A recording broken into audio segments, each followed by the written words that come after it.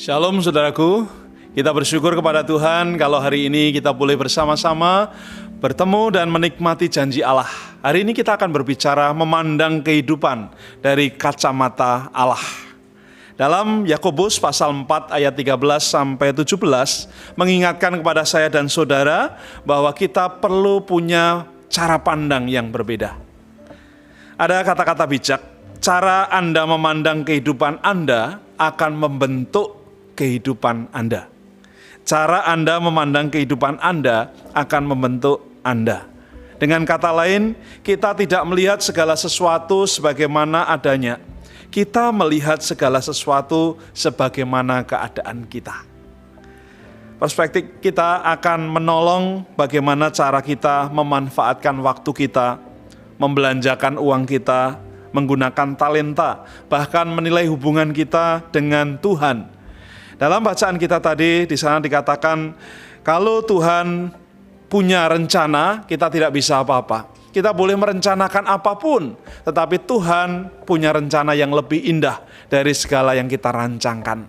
Di bacaan kita mengingatkan bagaimana saya dan saudara menggambarkan hidup kita. Kalau gambar ini saudara terapkan, namanya adalah metafora kehidupan. Metafora kehidupan adalah bagaimana cara saudara melihat hidup saudara. Kalau saudara melihat hidup itu seperti roda, mungkin kita melihat bahwa segalanya itu lingkaran. Atau kalau saudara memandang sebagai HP, handphone, maka hidup kita juga akan seputar situ. Tetapi kalau kita melihat bahwa hidup kita identik dengan pesta, maka nilai hidup saudara adalah bersenang-senang. Semuanya untuk itu. Kalau saudara melihat hidup saudara seperti sebuah perlombaan atau balapan, tentu kita akan hidup serba cepat, serba tergesa-gesa, dan berusaha kita ingin memenangkan dalam balapan itu. Atau kalau kita berbicara bahwa hidup itu adalah seperti pertempuran, perjuangan atau game, maka kita akan berkata bahwa saya harus menang. Ini namanya metafora kehidupan. Kalau saya dan saudara rindu Allah menunjukkan metafora yang benar dalam hidup kita, tanya kepada Tuhan, apa tujuan Allah menciptakan saya dan saudara? Dalam bacaan kita di Yakobus pasal 4 ayat 13 sampai 17, itu mengingatkan bahwa Allah punya gambar yang utuh dengan hidup saudara. Ada 3 gambaran di sana dikatakan kepada kita. Yang pertama, hidup adalah ujian. Hidup adalah ujian. Kata ujian itu dituliskan dalam Alkitab hampir 200 kali. Dan ini menunjuk kepada pemurnian yang dipakai untuk menjelaskan suatu kondisi seseorang untuk bisa naik ke tingkat yang lebih tinggi. Itulah ujian. Hari-hari ini banyak ujian kita hadapi. Bukan hanya anak SD, SMP, SMA, atau mahasiswa yang kuliah. Tapi saudara dan saya, sebagai orang-orang dewasa, kita punya namanya ujian hidup. Apakah ujian hidup itu? Kadang kesulitan hidup, kesulitan ekonomi, pertikaian dalam keluarga, atau penyakit-penyakit, bahkan persoalan-persoalan yang tidak kunjung selesai. Atau mungkin kita sedang ada masalah dengan lingkungan. Ini menjadi ujian-ujian yang perlu bersama-sama kita harus atasi. Metafora kehidupan pertama ini ingin mengatakan kepada saya bahwa jadilah orang-orang yang terus belajar. Jadilah orang-orang yang siap menghadapi ujian, seolah-olah setiap hari adalah ujian. Dalam Yakobus 1 ayat 12, di sana dikatakan berbahagialah orang yang bertahan di dalam pencobaan. Karena orang-orang yang bertahan seperti inilah mereka yang nanti akan menerima mahkota kehidupan. Menerima hadiah, menerima juara, menerima prestasi yang terbaik, yaitu mereka yang mengasihi Allah. Sebelum saudara berdoa, pahami bahwa hidup kita adalah ujian.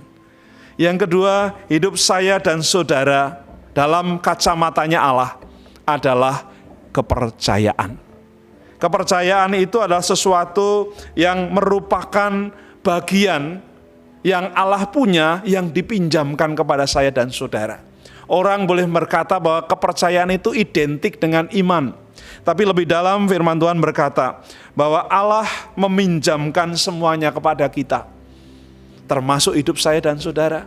Kalau hari ini kita diberkati dengan harta yang luar biasa, Allah katakan itu hanya pinjaman.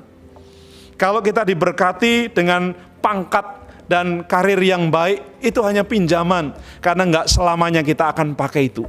Suatu saat kalau kita dipanggil Tuhan, itu semua harus kita tinggalkan dalam dunia ini.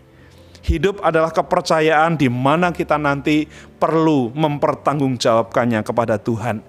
Di dalam Lukas 16 ayat yang 10 dan 11, di sana dikatakan kepada kita, barang siapa setia dalam perkara-perkara kecil, maka dia akan dipercaya dalam perkara-perkara yang besar.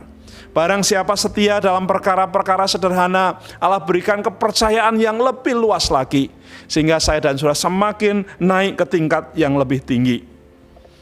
Sementara dalam Lukas pasal 12 ayat 48, di sana dikatakan kepada kita, orang yang menerima banyak kepercayaan, kepadanya dituntut juga banyak tanggung jawab. Karena itu kalau sudah dipercaya dengan kepercayaan yang kecil, bersyukurlah. Kalau sudah dipercaya dengan kepercayaan yang sedang, bersyukurlah. Kalau kita dipercaya dengan kepercayaan yang lebih besar lagi, berterima kasih. Karena setiap kita nanti akan membawa kepercayaan itu kepada Tuhan. Ibarat rumah, kita ini hanya menempati dengan HGB, hak guna bangunan. Kita hanya menempati saja hidup kita selama di dunia ini. Hanya sementara. Alkitab katakan hanya 80 tahun. Kalau kita kuat, kita bisa ditambahi. Tapi Alkitab berkata yang kesukaannya, kebanggaannya adalah kesulitan. Kebanggaannya adalah uban. Kebanggaannya adalah penderitaan. Karena saudara dipinjemi saja hidup saudara. Ada kehidupan yang lebih besar, yang lebih kekal. Yang Tuhan katakan itulah harta kita yang sebenarnya. Saat ini kalau saya dan saudara punya metafora bahwa hidup adalah ujian, hidup adalah kepercayaan. Mari kita kelola semuanya dengan baik. Yang ketiga, hidup adalah tugas sementara. Seorang tentara harus siap dalam segala waktu, dalam segala tempat, baik ataupun tidak baik waktunya. Ketika ada peperangan, kalau sang komandan berkata bahwa kita harus menghadapi, maka apapun kondisi seorang prajurit, dia hanya berkata, siap 86, saya berangkat.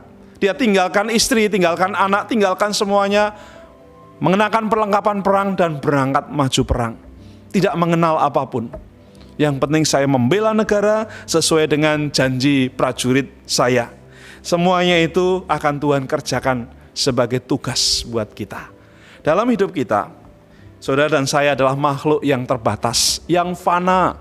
Apa yang kita alami dalam dunia ini berkaitan dengan perasaan, berkaitan dengan kondisi fisik, semuanya adalah fana dan sementara. Ada sesuatu yang lebih kekal yang Allah sudah siapkan di sana. Bahwa sesuatu itu akan kita hadapi, baik ataupun tidak baik waktunya, siap ataupun tidak siap. Kita nanti akan mendengar ketika suara sangkakala dibunyikan dan Allah berkata, sudah siapkah engkau dipanggil Tuhan? Hari-hari ini, mari kita miliki cara pandang Tuhan.